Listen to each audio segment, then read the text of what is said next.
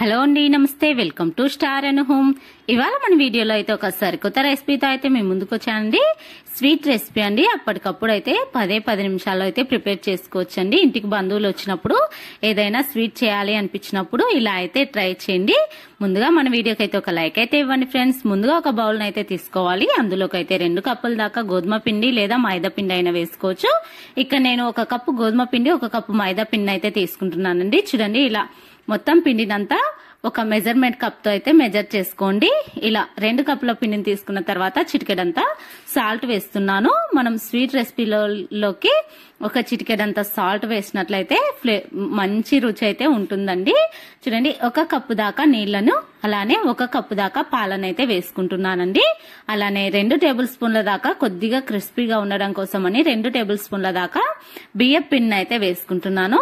ఇలా 2 కప్పులకు వచ్చేసి 2 కప్పుల 1 కప్పు నీళ్లు 1 కప్పు పాలు అయితే తీసుకోవాలి. ఇలా తీసుకొని ఇప్పుడైతే ఉండలు కట్టేస్తుందండి. ఉండలు కట్టినట్లుగా విస్కర్ లేదా 1 స్పూన్ తో అయితే మంచిగా అయితే ఎక్కడా కూడా ఉండలేనట్లుగా వీడియోలో చూస్తున్న విధంగా ఇలా అయితే కలుపుకోవాలి. ఇక్కడ మనం 1 కప్పు పాలు 1 కప్పు నీళ్లు వేసాం కదండి.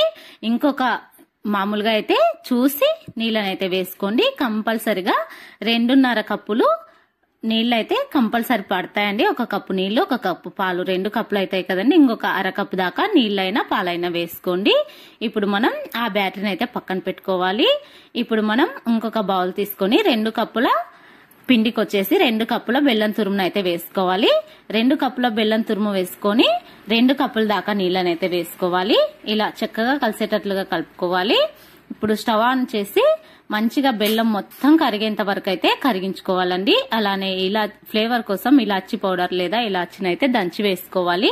ఇలా మొత్తం బెల్లం అంతా అయితే కరిగిపోయింది. చూడండి, ఎలాంటి పాకం కూడా అవసరం లేదండి. ఇక్కడ నాకైతే గెరిటె దాంట్లో పడిపోయింది. గెరిటెనైతే తీసి పక్కన ఉంచుతున్నాను.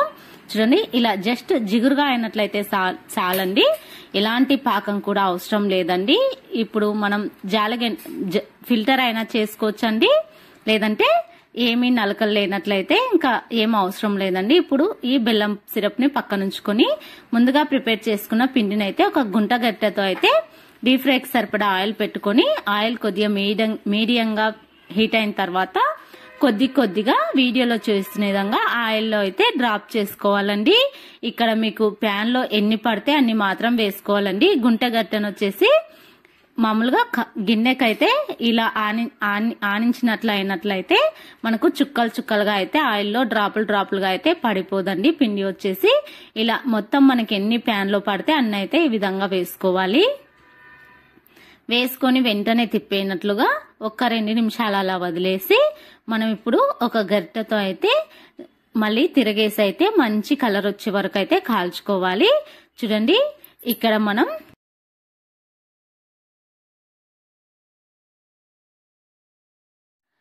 మీరైతే చాలా చక్కగా అయితే వేసుకోండి.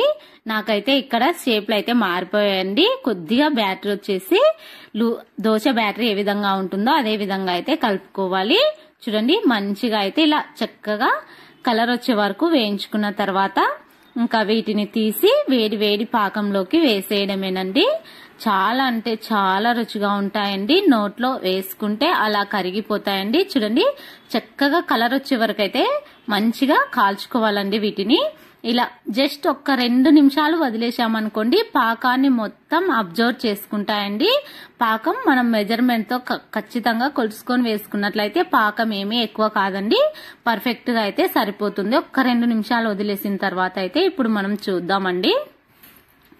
ఇంకా సర్వ్ చేసుకోవడమేనండి. చాలా అంటే చాలా బాగుంటాయండి. రుచి అయితే అద్భుతంగా ఉంటుంది. తప్పకుండా మీరు కూడా ఇంటికి ఎవరైనా వచ్చినప్పుడు ఇలా అయితే కొత్తగా ట్రై చేయండి.